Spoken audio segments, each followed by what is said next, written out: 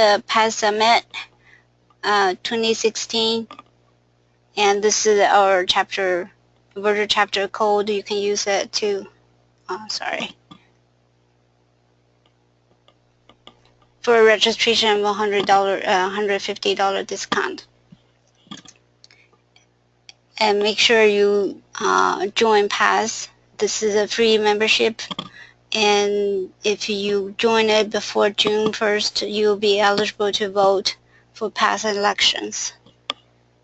And be sure to join as many virtual chapters as you would like, and this is ours, Saturday Night SQL. And our next meeting is Adventures into Azure Databases for the first time by Miki, and she's a well-known speaker as well. If you would like to volunteer, please visit this site, volunteer.sqlpass.org, and stay involved. Now I'm gonna transfer the screen over to Jennifer. Give me a second.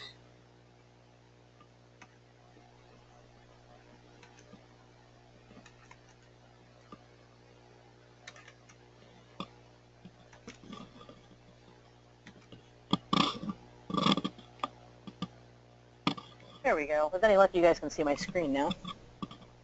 Yeah, we can see your screen. Let's get something more definitive up here. Something like this. Hey, there we go. And let's minimize that. That didn't minimize it. It moved it. All right, close enough. Hi, everybody. This is Jen. We are doing Designing Stored Procedure Solutions. And may I congratulate all of you that showed up for taking time out on your Saturday nights. I have not been paying close attention to the Saturday Night VC, but this is actually pretty cool. Especially, I say this because we've got a Friday night webinar, and I'm always very impressed when people show up. All right, so first things first, let me tell you just a tiny bit about me. I am one of the two Midnight DBAs. You can see the Midnight DBA there on the left center. My husband Sean and I make training videos for SQL Server, PowerShell, pretty much just whatever catches our fancy, and put it up on midnightdba.com. We've been doing that for several years, and I did mention the web show already. We do Friday nights. We also run Midnight SQL Consulting, so we get to be the guys who swoop in, fix problems, and swoop back out again, and then answer lots of questions in email. And just recently, I should say, maybe a little over a year now, we've been running Minionware LLC. We have a software company. We're selling software. We're also giving away software. We've made free solutions for backup and index maintenance, so you can go to minionware.net and download those today. We don't ask for your emails or anything. I think you're going to be very, very impressed with our backup and our index maintenance. So, all right. Oh, yeah, and I'm a Microsoft Certified Master, and for some reason I added a couch. Okay. So you will find that that Sean and I are tremendous fans of PowerPoint. So let's get started on this slide deck before we delve into code. All right, and that's the slide deck. If anyone wants that, I can totally put that deck up on the internet for you to download. But for now, I'm going to get out of here and get to the code. That's not code. This is code. I'm so now used to asking people in the back of the room if the font is big enough, that I'm finding a difficult time not asking you on your screens, is this big enough? But now we've got that out of the way. All right, so stored procedure solutions. What are we talking about today? This is not exactly an all about stored procedures class, although if you've never touched T-SQL, you'll pick up some. I really hope you've touched T-SQL before ever. And if you're not all that familiar with stored procedures, you'll definitely pick something up.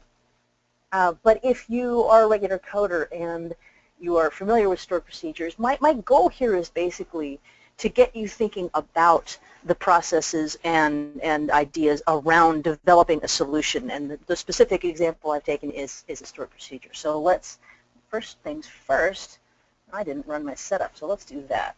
We're just going to create a new demo database. All right, so I like to teach with very specific solutions. I like to choose a real-world example and then code around that when doing something like this. Today what we're going to do is create something that will track database file sizes over time. You and I, we are creating our own little project within our organization because we've got some administrative stuff that we want to automate and take care of. There's more than one way to get this done, of course. Like absolutely anything from Microsoft, there's at least a half dozen different ways to go about it, and more than one of them may be right. It's like a recipe, you know. If we wanted to create some really, really good chocolate chip muffins, we could go out online and find a bunch of completely different recipes that all do very well and achieve our aim. We will also find a handful of recipes that are wrong, and bad. We'll get melted muffins or they use carob or something like that. So just like there are several ways to do something right, there are definitely ways to do things wrong. Let's bear that in mind as we go along. All right. So the first step when you encounter any new project really, really should be asking yourself a series of questions. And I've had people in class kind of complain and say, well, this is kind of a long list. Do we really have to ask ourselves these questions every time we start up a new solution? Well, yeah, I kind of think you should. But understand that if you're embarking on creating a small stored procedure for something, then go through these questions in your head, you know, just kind of a little mental checklist, tick, tick, tick, tick, and that it becomes second nature.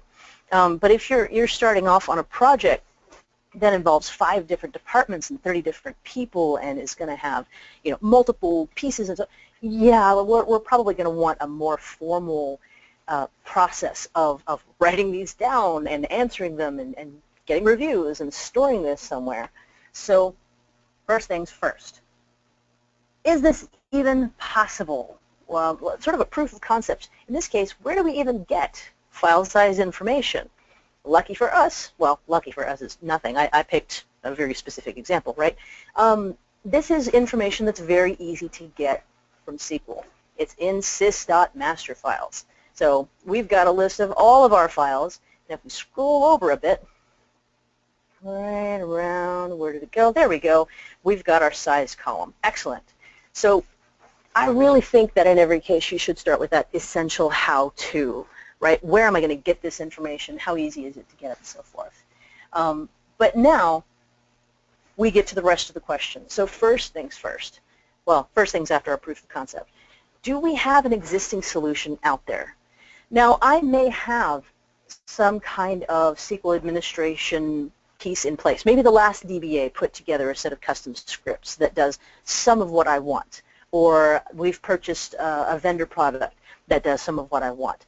So the answer might be, well, yeah, there is an existing solution. That doesn't necessarily mean you cancel your project, because how useful is that solution to you, right? Sometimes if it's very useful, then you'll go, oh, well, never mind then, I don't need to bother with this.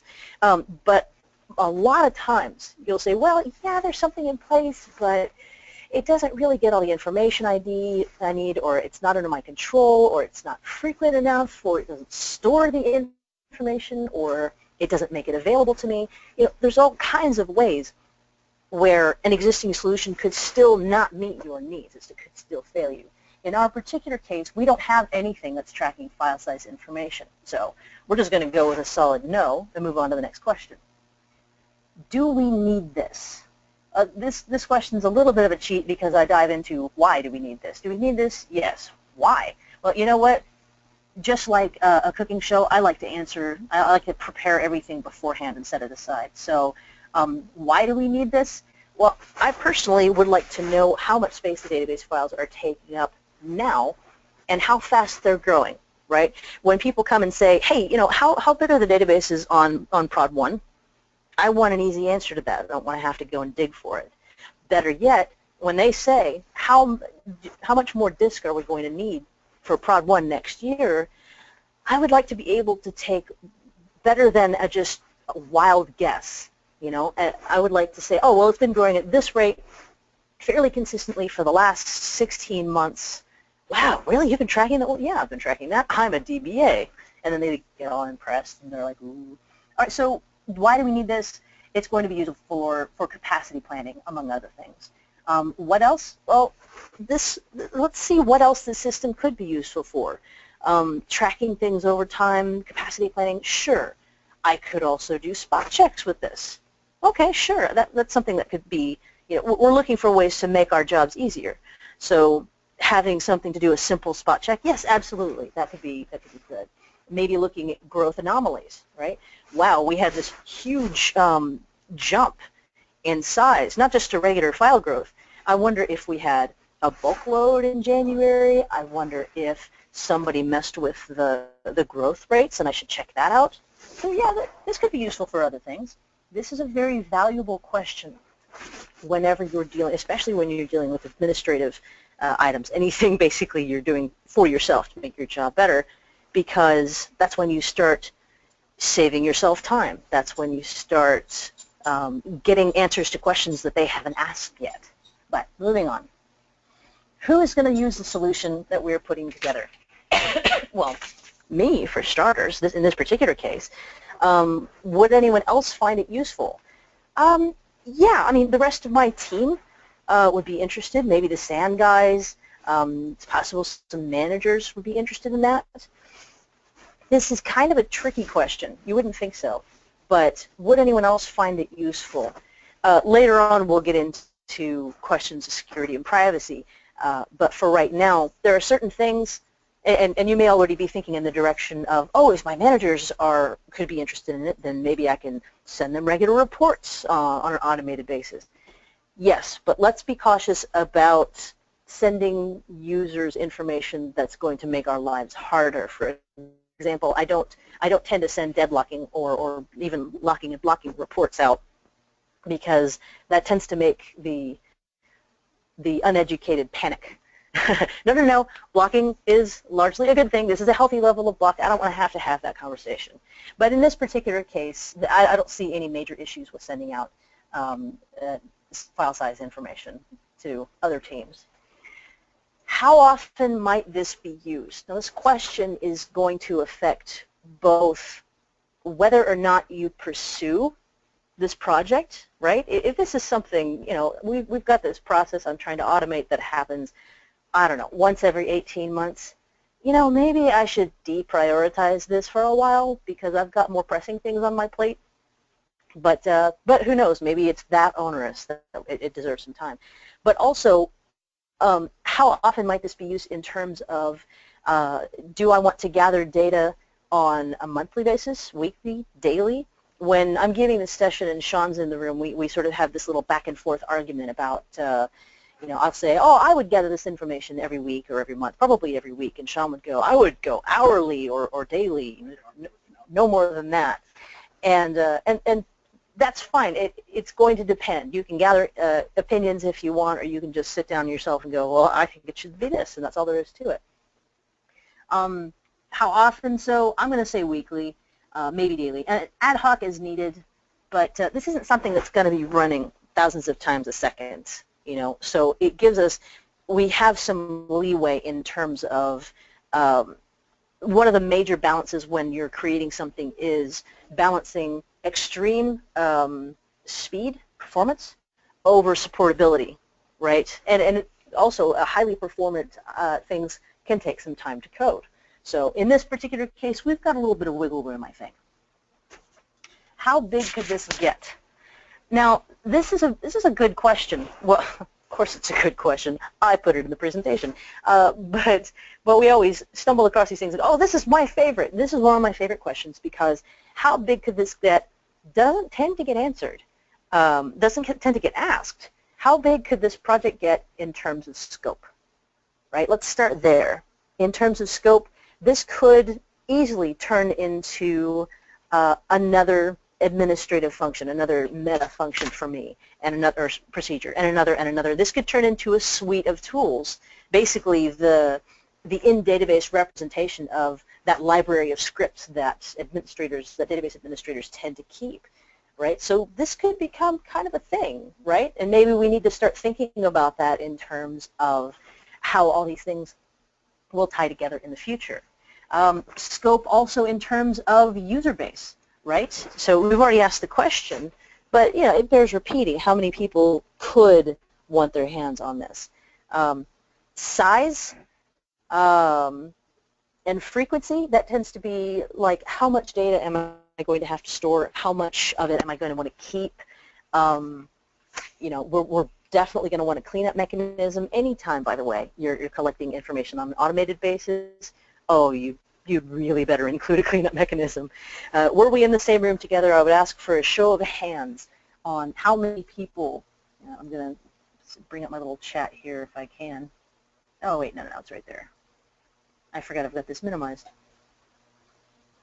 All right, no questions so far. But if we were in the room together, I would say, how many of you have walked into a shop and and gone, wow, gee, this table sure is big. I wonder what we're keeping that's, you know, 30 gigabytes, and it's 30 gigabytes of, I don't know, stored error files from jobs or just any kind of ridiculous thing like that.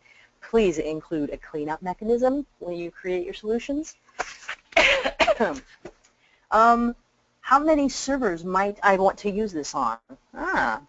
Interesting question. If I'm a DBA for a shop that's got 50 production servers, is it possible I might want to use this on more than one of them? And if so, what considerations might that bring in? Right? One of the ones that leaps immediately to mind is if I'm in a mixed shop. Let's say that the server that I'm focusing on right now is a 2012 or 2014 box, but I may want to expand this out and put this on 2008 or 2005 boxes even. Well, that means I've got to think about backward compatibility, right? Really valuable questions to ask yourself. How might this be used? Automated. Anything you can automate, automate it, please. That means we're going to want to set up an agent job. I think we talk about that a little bit later. We're going to want to set up alerts.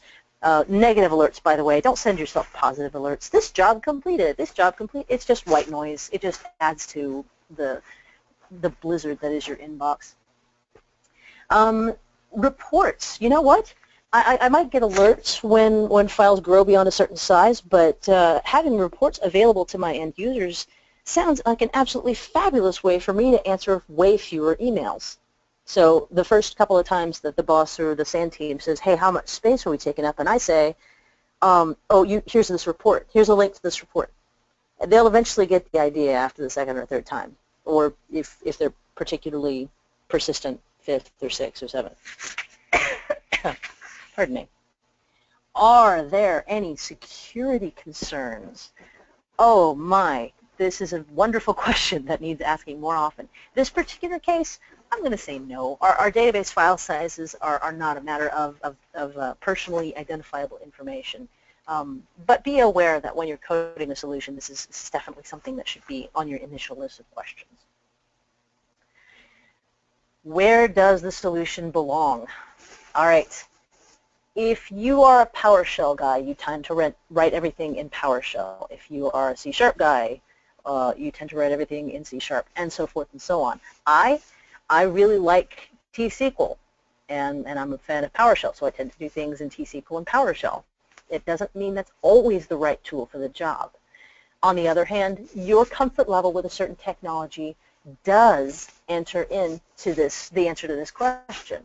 You know, if OLAP is the absolute best solution for what it is I'm doing, and I have absolutely no experience with OLAP, either I'm going to have to fudge something, or I'm going to have to get someone more qualified on this project. But generally speaking, especially like here where we're talking about a database administrative thing, we are tracking data about database files, and anytime we track something, we want to store that data in a table. We're DBAs. We have tables available to us. You know, don't put things in flat files.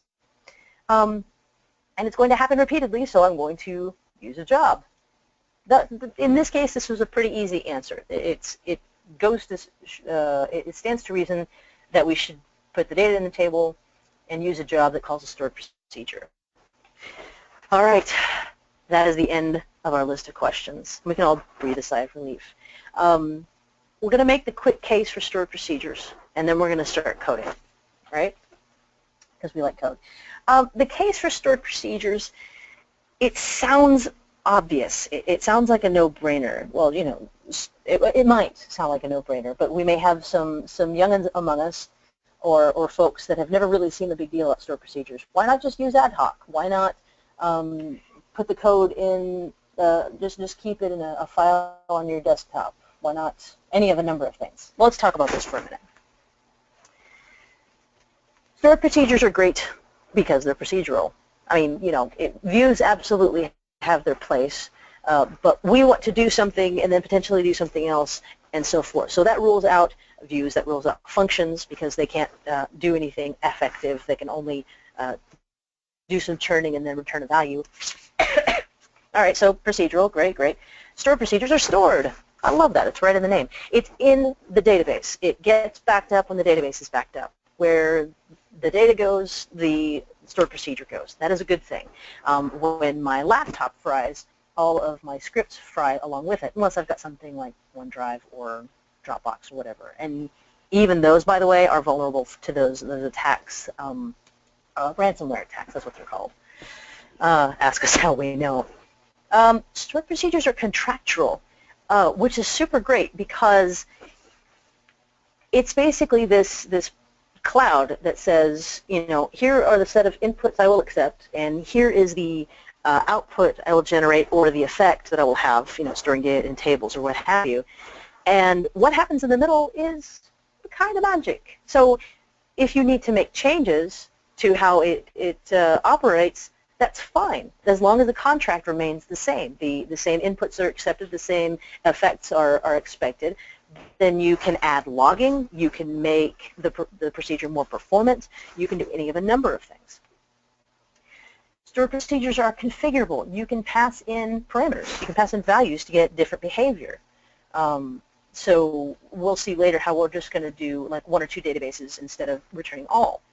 Now, instead, that means we can have one set of code instead of like generating several different cases or several different procedures. Stored procedures are maintainable. Since they're essentially stored and secured and backed up, that means that we're not going to have, oh, let's say 5 individual jobs with almost identical code in each and every one. Now that's a pain for a number of reasons, but the biggest one being if you have to make a change, you have to remember to go and change all 5 of those jobs and to change them in the same or very similar ways.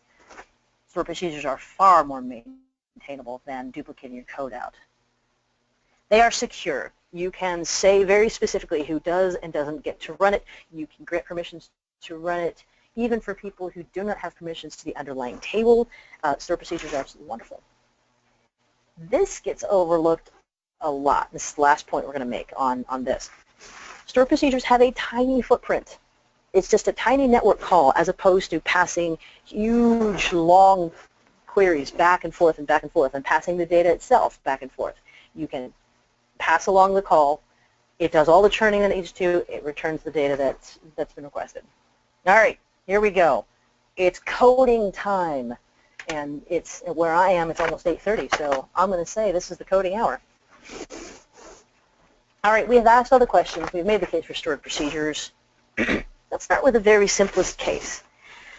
This is important because if you're anything at all like me, you want to leap in and do everything at once, and you get bogged down in the muck of, oh, wait a minute, what about this case?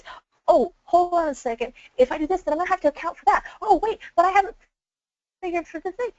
It's really easy to get bogged down. So I literally make myself, I will write at the beginning of a solution that I'm going to create, what is the simplest case you can do? Well, in our case, the absolute simplest case is to get everything back from sys.master files, right? And we'll talk about why we're grabbing all of this data a little bit later. All right, so if the simplest case is getting everything back, well, then the continuation of that for our simplest case would be to store all of that in the table and have a stored procedure to get it and a job to run it. All right, so how am I going to make my table? I'm going to look at the existing table and grab all of the data types and the lengths. it's kind of wonderful when you're doing something like this and you've got a table on which to base your table. There's no guesswork involved. So I literally have just done a create table, and I'm putting everything in the audit schema. I like schemas. So I'm going to create DB file size, and I'm getting absolutely everything from sys.master files. There we go. So we have our new table. And by the way, yes, this script is up online, and it'll become more worth it later on. I'll show you where it is. I'm going to skip pro tip for now because we're already a little bit short. Use semicolons. It's important. And now let's create our procedure to just pull all that data and stick it into that table. Okay, this is nice and simple. Let's go ahead and run this. All right, we have a table. We have a procedure. Let's run the procedure. Hey, the procedure ran. It selected data from sysmaster files into database file size. Oh, look at that. We've done a wonderful job, and we can pack up and go home, right? Well, no, but we've got a good start. We have, oh, you go away. There we go. We have got an excellent simplest first case that works, and you know, just trust me that there's a SQL agent job out there that runs this on a regular basis. All right, now this particular pro tip, you can run store procedures without the exec or execute if you want to, but only if it's the first item in the batch. Just kind of a little side note. All right, so if we were in the same room together, I would say, this is wonderful and great, and we're all done. Does anyone see any issues at all with this solution? And I would get some puzzled looks, and I would get some hands waving around, and you would say, what would you say? Let's look ahead to see what you would say.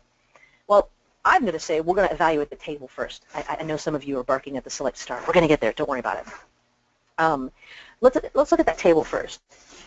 For situations like this, where this is not going to run all that often, this is not running hundreds of times a minute or a second, where it's administrative in nature, I tend to err on the side of getting more data than I think I might need right now. So I'm actually going to keep most of the data in the table. I'm going to deploy very, very little, because at some point in the future, I may want to report on some of that. I may want to use some of that in ways that I have not thought of yet. So first things first, we're going to err on the side of keeping more than we think. But we're going to evaluate the table based on what we need. I've already explained that we're going to get more than we think we need. And on what I call most excellent practices. Why do I call them most excellent practices instead of just best practices? It's just kind of to call out that people think best practices are always best practice. You know, if it's a best practice, I'm going to do it that way all the time. Well, there are too many, it depends. There are too many exceptions. So we're going to say most excellent practices. These are probably good ideas most of the time. And the first probably good idea most of the time is to use third normal form. If you're not familiar with third normal form, there are wonderful Wikipedia entries on it. But more or less, it boils down to your table needs a primary key. One column contains one value. I don't want to see any of this name, and then that column contains first name, last name, middle name, Mr., and title and address. No, no, no. One column contains one value. One row represents one thing.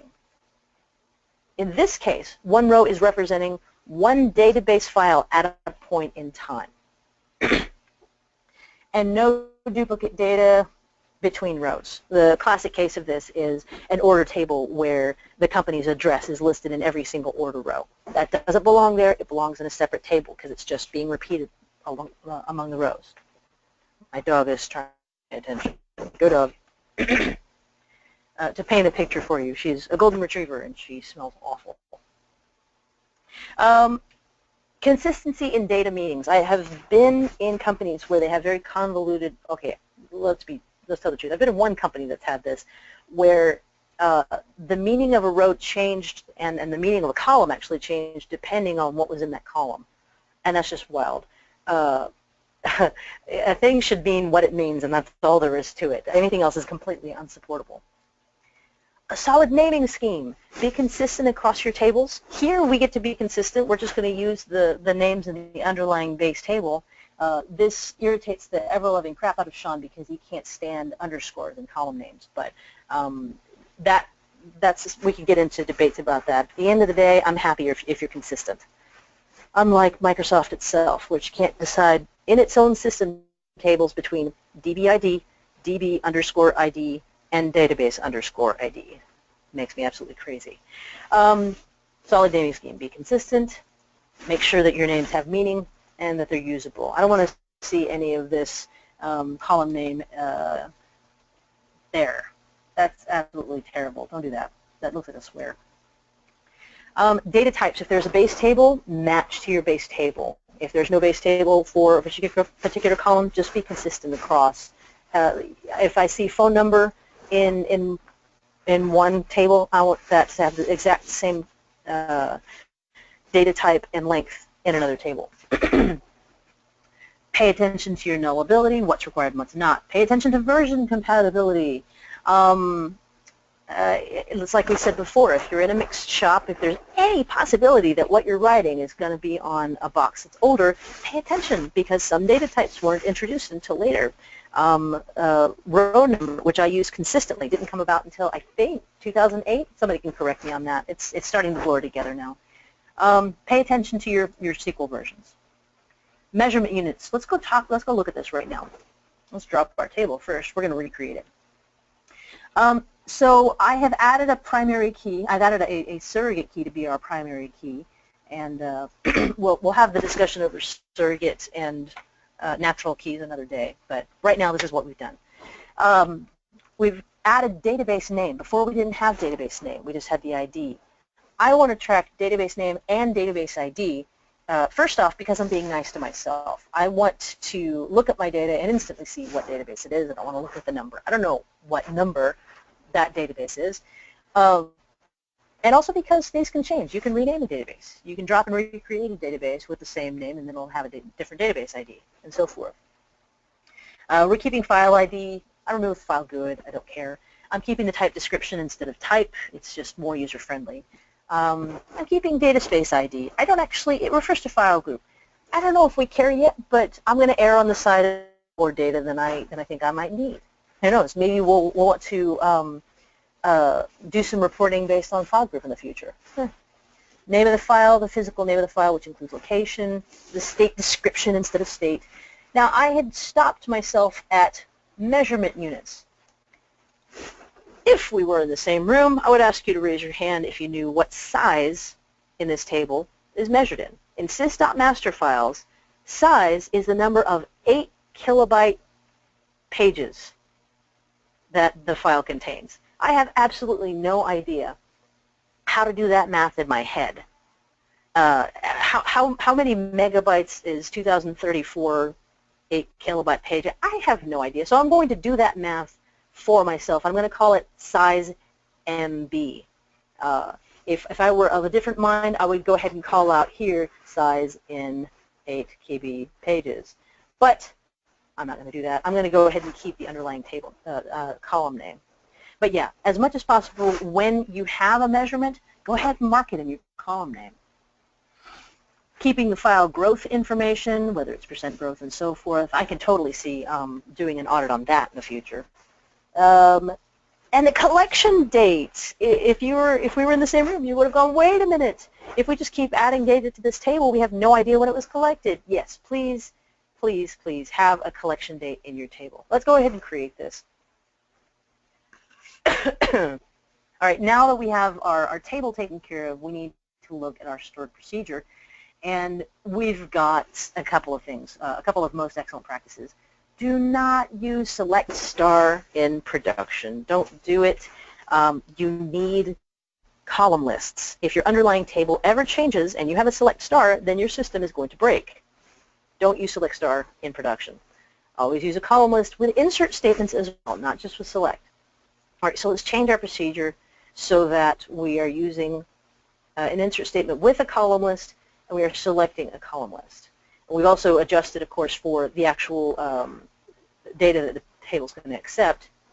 And we are going to use a batch date for our collection date. So every single file that we gather, we're going to gather all that information at once, and it'll all have the same date on it. So we'll be able to identify, okay, all this stuff was gathered on May 28th at 8:37 p.m. Let's go ahead and alter this. Oh yeah, and of course, since we added database name, I've added a join to sysdatabases. All right, so let's run this and then select it back.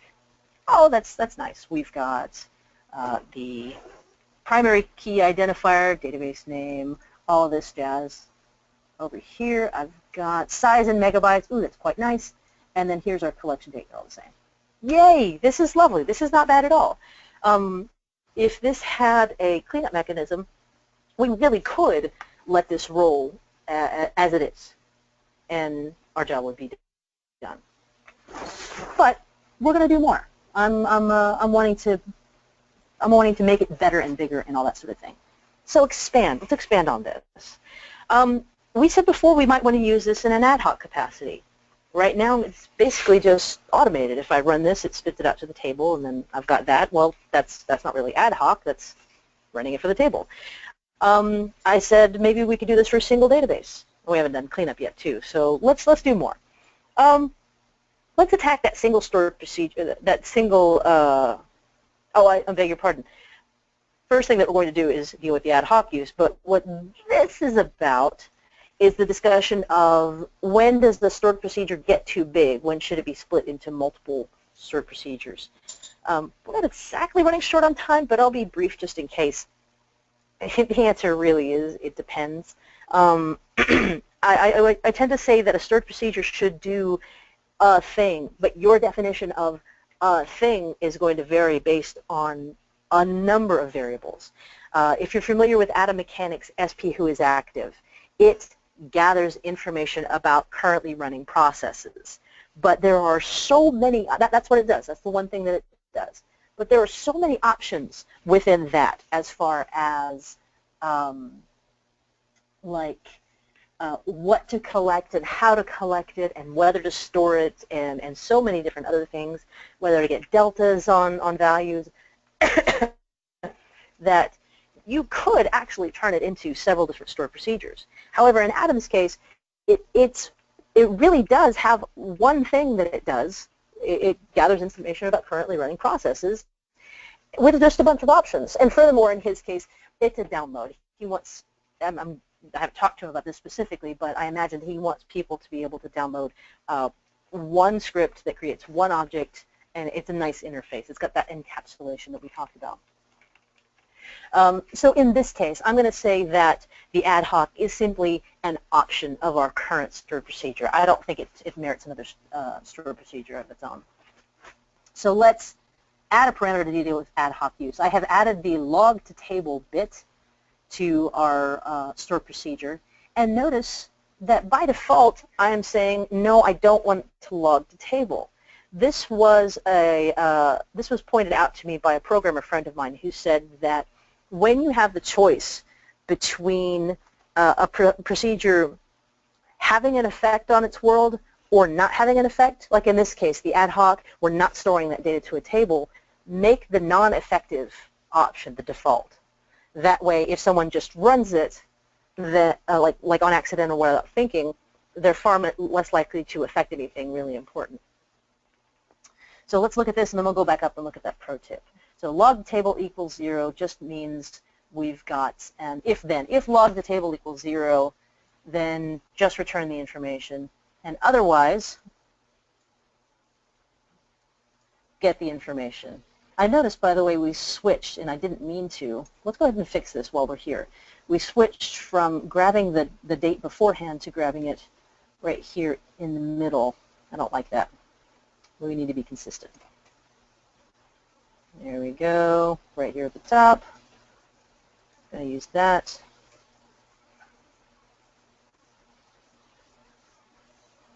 All right, we're being consistent. This from one version to the next, but still. All right, let's go ahead and alter this and run it. There we go. Notice, by the way, that's one of the pro tips. Document your stored procedures. It's one of the big advantages of stored procedures is that you can keep the documentation on the thing right there inside of it. So when you go to alter it, the documentation's right there and you can update it. All that you need. I like to keep not just a purpose, but also a list of parameters, example execution. If it's long enough, I'll actually keep a table of contents in terms of, you know, first it does this, then it does this, I'll go. Pardon me. But let's go ahead and run this. So we're going to run it with the default value, which means, oh, look at that. We now have the ability to run this ad hoc and just return it to ourselves.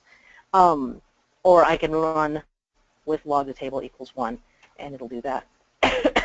Marvelous. Limit the input of your stored procedures.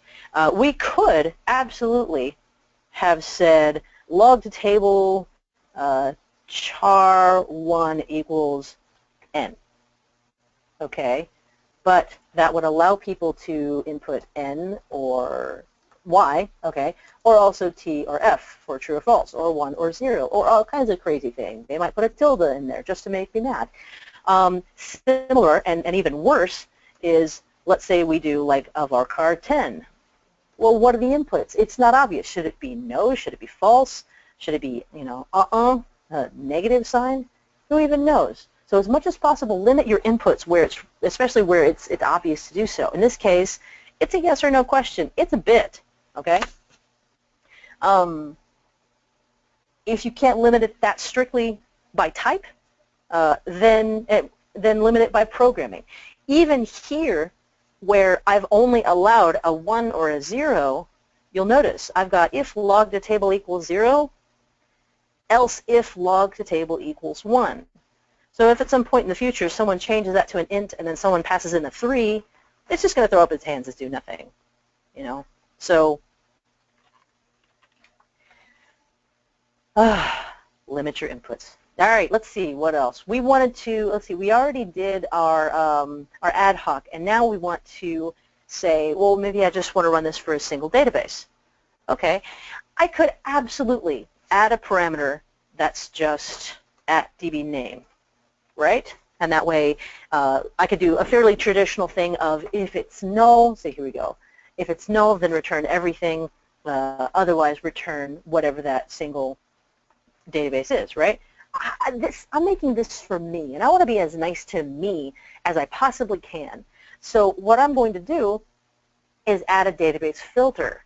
And let me show you how this works. We've already got our log. That's already in there. And down here, we do where d.name like database filter. And since our database filter by default is a wildcard, see there? When we get down here, we say d.name like database filter, it's going to return everything by default. I like this. This is fairly clever. Let me alter this and run it a few different ways. So I'm getting funky lag on my computer. So this might, there we go. All right. So, and I've updated the example execution. So by default, we're going to get everything, and it's going to be ad hoc. Cool. All right. Now let's say I want just the databases that start with the word minion. See, now I've got a much more flexible stored procedure. I didn't have to do this. I didn't have to make it more usable in this way. But, you know, I'm the one that's going to be using this primarily. I want to be nice to myself. I want to be able to get just the one. I can get minion by removing the wildcard. I want to be able to use wildcards if I want. This is absolutely brilliant. So, yeah, when you see the opportunity to be really nice to yourself, please do so. All right, what do we get next? Oh, yeah, I said at the beginning that there's more than one way to attack this problem. And what we've got is absolutely a fine solution. We could let this go, again, once we've dealt with cleanup, which we'll do in a minute, and go on about our lives. But let's explore another option, because we've got all of SQL Server laid out before us. Let's see what else we can do. table valued parameters are another one of our options here. I was using filters before. Now let's see about adding in. We could, of course, read in the list of comma delimited values, but let's look at table valued parameters. So to use a table valued parameter, we actually have to create a new type, a table type. So let's do this, and then we'll create a different procedure just for example. And our database filter is going to be of that new type, that DB list type. By the way, when you use table valued parameters, it has to be marked read only. So then down in here, we'll inner join to that parameter on the database name. And that's really the only difference. Now, I'll show you why I don't like this for this particular case is because it's fussier to run. In order to run it, I have to create that variable, I have to populate it, and then I have to run it. And I also haven't done anything in there to deal with the idea of just a default run. You know, I can't just do, that's not going to return anything to me, and I don't like that. Now, I could deal with that programmatically. I could say, okay, if there are no rows in database filter, then, and so forth. But just me personally, having to deal with that, in this case, it's not necessary and it's fiddly. In other cases, a table valued parameter may absolutely make sense, and that's why we explore these different ideas. All right. We're finally down to adding cleanup, and by the way, we are back to just using our database filter from here. So cleanup, you could absolutely say, oh, you know what, I'm going to keep disk information for, I don't know, 2 years. Well, we'll keep, sorry, not disk, but database file information for 2 years. But again, let's be nice to ourselves. Let's add a parameter and say, okay, fine, the default is 2 years, but when I run this, obviously I can change things. Make sure there aren't any comments or questions. Isn't it a good practice to name your columns for inserts? Name your columns for inserts. Oh, that must be from a little ways back. Yes. I think what you're asking there is, here, let me jump back up. We'll come back down. We're on line 686, give or take. Let me jump back to where we first did that insert with the list name. So here's our insert into DB file size and so forth. I think what you're asking is about doing this. Select d.name as DB name. Yeah, this can cut down on confusion. I mean, it's kind of nice. I don't know if SSMS does this by default or if this is SQL prompt doing it for me. But when I click on a column in my list, it highlights it in the select in the insert list above. So sure, absolutely, you can do that if you like. And if I've misunderstood the question, I apologize, and then rephrase it for me. All right, we'll get back down to where we were. I said we were at 6. There we go. We're adding cleanup. That's right.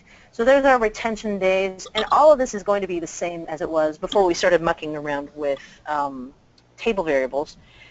See, there we go. There's our where d.name like database filter, and there's our if log to table. But down here afterward, we've got a delete from where collection date is less than retention days ago, that many days ago. All right, let's go ahead and do this. All right, and let's do our example execution with retention days. We'll be specific. We'll say equals 365. And that way, at the end of it, it'll try and delete anything that's older than 365 days. Well, clearly we're not going to have any of that today because we've only been doing this for a couple of minutes now.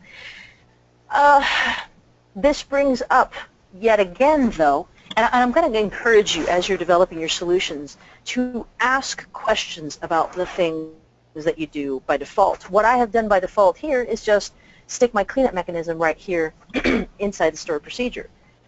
But we've already talked about the idea that this could become part of a larger suite of procedures, all of them helping me manage the enterprise. Well, if that's the case, would it be worthwhile to centralize that cleanup, to say, well, I'm going to be collecting, I don't know, maybe a dozen different pieces of data, and that just at the outset, maybe this shouldn't go inside the stored procedure. Maybe this should be its own procedure, and it'll handle all of the collections? So I will leave you to ponder that. I'm going to roll through. We might come back to this. This is just that basic idea. I tend to get muddled up in figuring out things like this. And so there's a section in here for breaking down that process. But we may skip over it today. I do want to see if there are any other questions. So definitely enter those into the chat room if they come up. But let's see what else have we got. Oh, yes, thank you.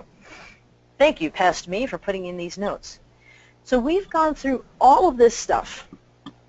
The questions, the proof of concepts, the initial case, evaluating, expanding, being nice to ourselves, exploring other things, and we haven't even touched performance. I did say early on that we've got some wiggle room here. I don't think you can ever afford to completely ignore performance. Don't go running around dropping cursors and everything that you do and saying, well, Jen said it was okay because it's just an admin thing. No, hold tight. I said that you've got some wiggle room. So now that we're at the point where we've got something fairly functional, and to be honest with you, I keep performance in the back of my head at the very least while I'm doing all this. We can't go over all the performance stuff today. It's an absolutely gigantic topic. There are sessions and pre-cons and week-long classes and books. There's too much to cover, but we'll at least dance along a few bullet list items, right? Everything we've already said so far. Third normal form for tables, consistency among your domains, and by that I mean, you know, like the phone number thing, right? It's got to be phone number, nvarchar, what have you, 30 or whatever the standard is. And it's going to be the same everywhere. Things like that. The inconsistencies between data types can cause extra, oh, hang on, the words are escaping me, conversions, implicit conversions, and that's one extra hit. So follow your most excellent practices is a great place to start for performance. I've got avoid cursors on here. I'm going to leave it there. I've got people that are like, well, no, because cursors are totally useful. Well, yeah, cursors are useful. I use them myself. I wrote one today, as a matter of fact. But when I say avoid cursors, I am speaking mostly to the people who use cursors in place of row set functions, which happens so much that this is the second bullet point on my list. If you have create a cursor and for each cursor update the third column, then you are not using cursors right. Avoid query hints. I've been barked at for this one too, but again, I'm going to stick with it. By and large, some very large percentage of the time, you don't need to tell the optimizer its job. It is occasionally necessary to say, no, you need to use this kind of a join. No, you need to do a scan instead of a seek or what have you. But generally speaking, if the optimizer has updated stats, it's going to do more or less fine on its own. Test your code with realistic data. What do I mean by realistic data? I mean, if at all possible, load a few 100,000 rows into your system and then run your reports, and then run your selects, and then run your everything, because that's how it's eventually going to be. You're going to have hundreds of thousands, you're going to have millions, you're going to have a lot. So, you know, data generators really aren't that, I don't think are that expensive. If you can't spring for one, then, I don't know, do your best. Steal some gibberish codes, some gibberish data from elsewhere. Examine your query plans when you do this. If you have not begun learning about performance, or if you've never looked at an execution plan before, I highly recommend Grant Fritchie's books on execution plans. Absolutely excellent place to start. It'll tell you, I mean, it'll automatically tell you, here, let's do this. Here, now you will have seen an execution plan.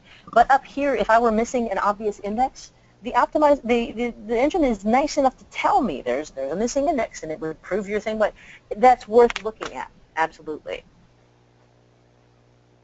So look at your execution plans.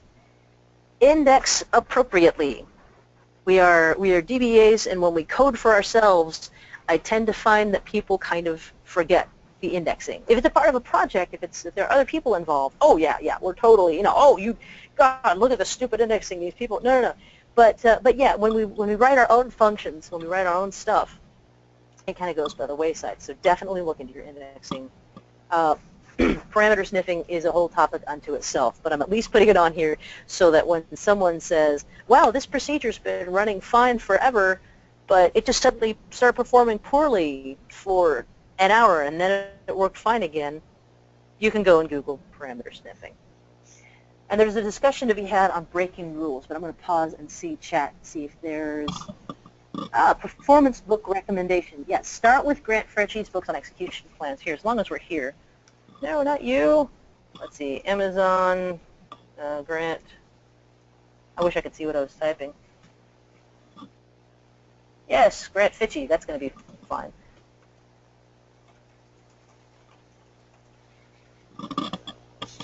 SQL Server execution plans. There you go. That's a great one to start with. Others off the top of my head, I'll have to think about it. Maybe I'll put something up on the site, or you can ping me later. Looking up. Do you use output parameters in your stored procedures, and where are they useful? That is a great question, Alex. I don't know that I've ever gotten that, or not in years. I don't, actually. I don't tend to use output parameters hardly ever. I'm sure they're useful, but at the moment I can't think where. I suppose if you want to get a little signal of information back more than this ran successfully, sure. I don't see anything wrong with that. Basically, if you see a case for an output parameter, go for it and write me, because that sounds awesome. But no, I don't think I've ever actually, in my entire career, used one where it wasn't ordered onto me. Hang on, Sean looks like he wants to say something.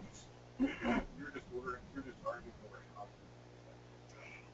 Yeah. get back from an output parameter more easily get back. Yeah, to summarize, anything you get back from an output parameter, you could more easily get back from a select statement, that kind of thing. So yeah. Let's see if I've missed anything else. Small network calls as compared with what objects? Small network calls meaning that if you are storing your code in the application, if you're storing your T-SQL in the application layer, then the application has to send the entire query across the network to the database, get all that data back, do whatever it needs to with it, send across another query, and so forth and so on, as opposed to a stored procedure call, which is, what have we been looking at here? Maybe a few dozen characters maximum. I've seen queries that go on for pages. Not kidding. And if you start talking to me about ORMs, I'm going to get stompy. The best use, in my opinion, for ORMs is to point them at stored procedures. Because I've seen some really amazing stuff come out of that as well. So, Jen, yeah. Sorry to interrupt. Not at all. That was my question, because I saw you said using stored procedures that has small network calls. I was wondering, were you comparing to, say, like a views or something as a... Well, yeah, any place where you have, again, the easiest way to look at this is if you've got an application that's talking to a database, right? Mm-hmm. And programmers tend to want the code, the actual queries and updates and insert statements inside the application. Lord only knows why. I really don't know why they would want that responsibility. And not only does that leave us wide open to duplicated code throughout the application, and leaving T-SQL in the hands of developers, which don't like. But yeah, if you're querying from a view, you still have the whole select statement, the select from the view itself, if you're joining it to anything else, the where clause, as opposed to exec DDO.getInfo. Maybe a parameter or two. And most of the time, it's not a simple select from a view. It's an entire process of several queries that has been stuffed into the application side all of that should be pulled out, along with all the business logic and the error handling and everything else, into a stored procedure on the database side. So, question: I thought if you only need to return a few data points instead of a set, it is better to use a parameter for performance and resource consideration. Hang on, let me think about this. If you only need to return a few data points instead of a data set, it's better to use a parameter for performance and resource. I'm sorry, Peter, I don't necessarily understand the question. Please try again. Peter, you are unmuted. You can go ahead and ask your question. Okay, Jen, what I believe to be data set return, a select statement as data set return is more expensive than passing a few parameters. So if you only need to pass back a few data points instead of data set, the output parameter might be overperforming than a select statement. Basically, you're asking if I only have to return one row back, Yes. then I shouldn't necessarily have an entire stored procedure for that?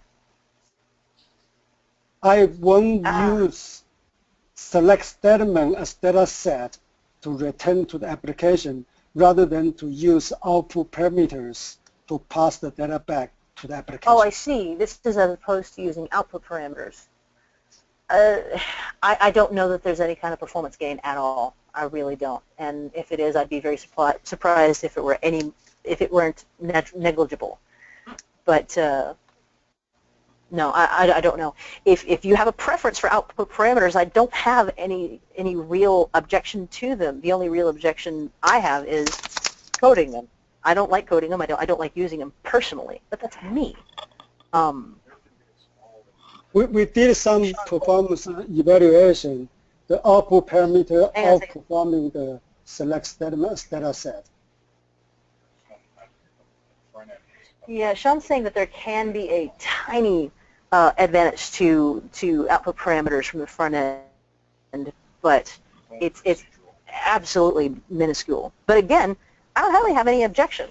If it fits your solution, then go for it. Also, because I'm in both application and the database side, for application to retrieve a data set that need more resource to be allocated than to access the parameters. I'm sorry, you've now broken up quite badly. Okay, let me try again. Maybe because I'm also not only in the database side, I'm also in the application side. So from the application side, let's say... I'm really sorry, Peter. I think you should go ahead and type your question. It's breaking up bad. Oh, I guess he was saying he's on both sides of the spectrum. Sadly enough, I can't understand. My apologies.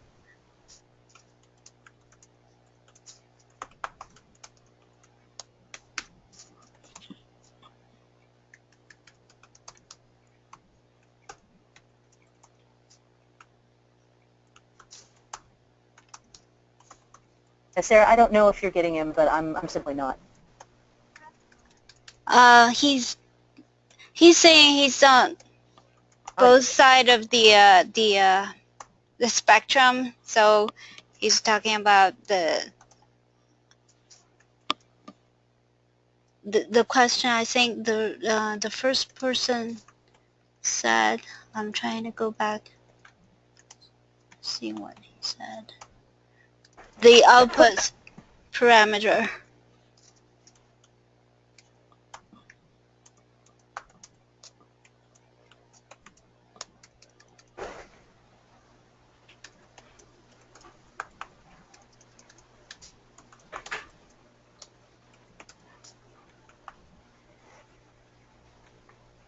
Are you hearing me, Sarah?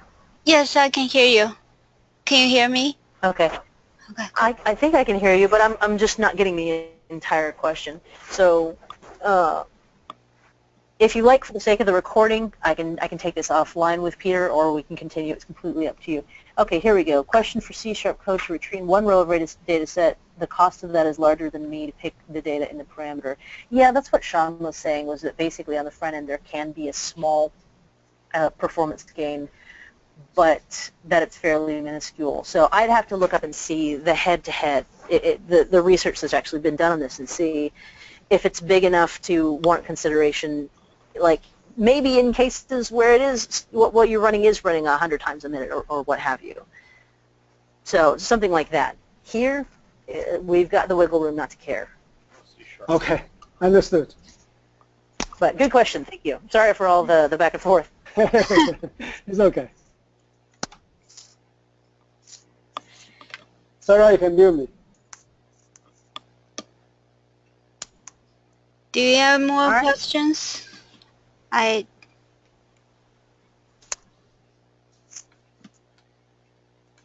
don't see any more questions at this point. That's fine, and we kind of blazed through this today, and I'm fine with that. If you would like the download of this code to play with yourself, and it's all very self-contained, you can go to my website, midnightdba.com/gen. You do need the www. Unfortunately, we're fighting with our host about null headers. Let's see. I believe under sessions and publications, you'll find the stored procedures solutions, and that should have the downloads. There we go. Designing stored procedures, and there's the demo code. So there you go. Okay, cool. And any questions, you can totally find me. I've got email, obviously, and I'm on Twitter. And you can probably contact, God, I hope you can contact me through my website. Somewhere in here, there's a way to contact me, I'm sure. Okay, so Jen, do you mind if I also post your code on our chapter website? Oh, no, that's perfectly fine. Okay, okay. If you could email me, that would be great. I can post the information, and as long as your website information on our website, so that people can easily find them. Yep, that sounds good. Okay, cool. Thank you so much for this great presentation, and I really appreciate you taking the time on the holiday long weekend to present for our chapter. I hope you can come back and present more